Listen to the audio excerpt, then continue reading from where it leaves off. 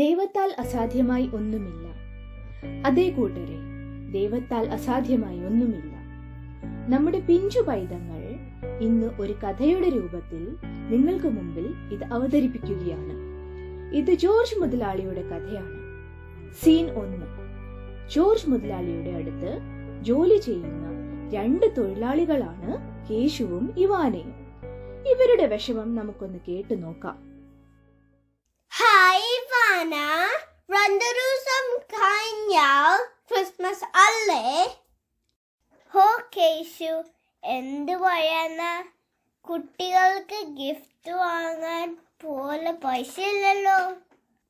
George മുതലാളി ബോണസും ഒന്നും തരണില്ലല്ലോ. Ivana, നമുക്ക് ജോർജിന് അടുത്ത് പോയി ഒന്ന് ചോദിച്ചാലോ? ഓക്കെ കേശു, നമുക്കത് ട്രൈ ചെയ്ത് നോക്കാം.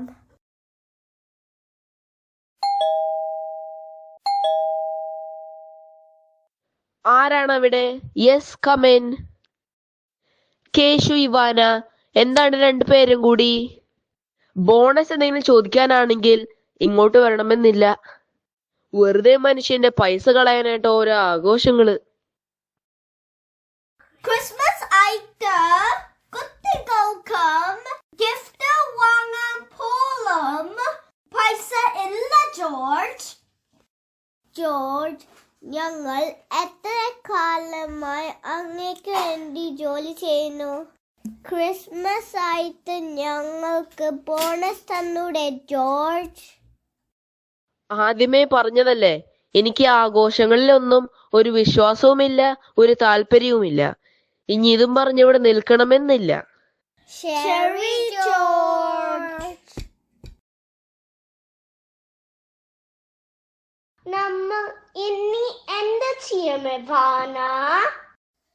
സാരമില്ല കേശു, ദൈവത്താൽ അസാധ്യമായി ഒന്നുമില്ല. നമുക്ക് ദൈവത്തോട് പ്രാർത്ഥിക്കാം കേശു.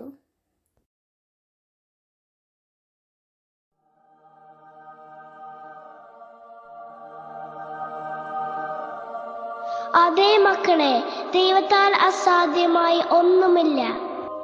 കേശു, ഇവാന, നിങ്ങളുടെ പ്രാർത്ഥന ദൈവം കേട്ടു. ദൈവം എന്നെ അയച്ചിരിക്കുകയാണ്. ജോർജ് എല്ലാം മറന്നിരിക്കുന്നു. ഞാൻ ഇന്നവനെ പഴയ ജോർജാക്കി മാറ്റും.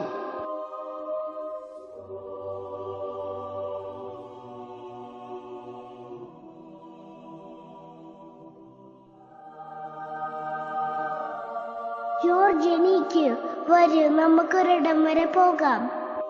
ശരി മാലാകെ.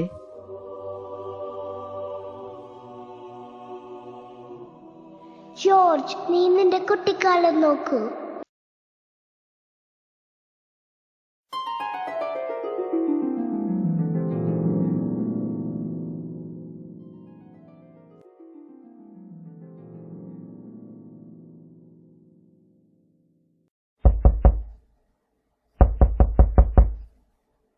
ഹായ്, അപ്പു വന്നു. അപ്പ, കൊറേ ഗിഫ്റ്റ് ഉണ്ടല്ലോ. അതേ മോനെ, ഇന്ന് എനിക്ക് ഭയങ്കര സന്തോഷമുള്ള ദിവസമാണ്. എൻ്റെ മാനേജർ ജെയിംസ് എനിക്ക് €1000 ബോണസും തന്നു. കൂടാതെ 10 ദിവസം അവധിയും തന്നു. ദൈവം അദ്ദേഹത്തെ എന്നും അനുഗ്രഹിക്കട്ടെ. പപ്പ, ഈ പ്രാവശ്യം നമുക്ക് കസിൻസിന്റെ വീട്ടിൽ പോവാം. പുതിയ ഡ്രസ് വാങ്ങാം. ക്രിസ്മസ് ട്രീ, ലൈറ്റ്സ് ഒക്കെ വാങ്ങാം അല്ലേ? അതേ മോനെ, പക്ഷേ നമ്മൾ ഒരു കാര്യം മറക്കാൻ പാടില്ല. ദൈവം നമുക്ക് സന്തോഷം തരുമ്പോൾ നമ്മൾ ആ സന്തോഷം പങ്കിട്ടു കൊടുക്കണം. ഈ ലോകത്ത് ഒത്തിരി കുഞ്ഞുങ്ങൾ കഷ്ടപ്പെടുന്നുണ്ട്. എല്ലാരെയും സഹായിക്കാൻ പറ്റിയില്ലെങ്കിലും നമ്മൾ കുറച്ചു പേരെങ്കിലും സഹായിക്കണം. അതെ അപ്പ. മോനെ, നീ വലുതായി വലിയ നിലയിലെത്തും. പക്ഷേ ഞാൻ ഇന്ന് പറഞ്ഞ കാര്യം നീ ഒരിക്കലും മറക്കല്ല്. ഞാൻ മറക്കില്ല അപ്പ. ഞാൻ എല്ലാവരെയും സഹായിക്കും. ഞാനൊരു നല്ല മനുഷ്യരായി ജീവിക്കും. കണ്ടോ ജോർജ്, നീ എത്ര ഹാപ്പി ആയിരുന്നു. ഇന്ന് നിന്റെ വർക്കേഴ്സിന്റെ കുട്ടികൾ വിഷമിക്കുകയാണ്. അവർക്ക് ക്രിസ്മസ് ആഘോഷിക്കാൻ പൈസ ഇല്ല. ഇത് ശരിയാണെന്ന് തോന്നുന്നുണ്ടോ ജോർജ് നിനക്ക്? മാലാഖെ, ഞാൻ എത്ര സന്തോഷവാനായിരുന്നു. ഞാൻ ഒത്തിരി മാറിപ്പോയി. ഇപ്പോൾ സന്തോഷം എന്താണെന്ന് എനിക്കറിയില്ല. ഞാൻ അച്ഛന് കൊടുത്ത വാക്ക് ഒക്കെ മറന്നു. എനിക്ക് പഴയ ജോർജായി മാറണം. അച്ഛന് കൊടുത്ത വാക്ക് പാലിക്കണം. എല്ലാവർക്കും നന്മ ചെയ്യണം. ചെയ്ത തെറ്റൊക്കെ തിരുത്തണം. നന്നായി ജോർജ്, ദൈവം നിന്നെ അനുഗ്രഹിക്കട്ടെ. വരൂ, നമുക്ക് പോകാം.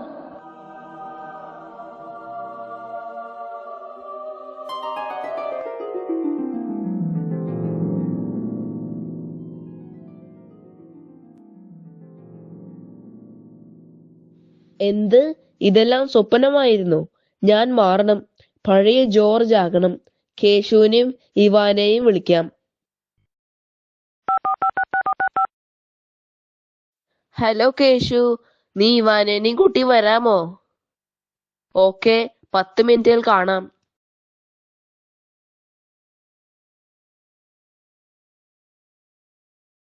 കേശു, ഇവാന, ഞാൻ ചെയ്ത തെറ്റുകൾ എനിക്ക് മനസ്സിലായി. ഇതാ നിങ്ങൾക്ക് 2000 യൂറോ ബോണസ്.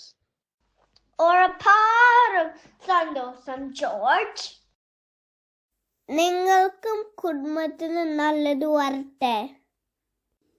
Thank you.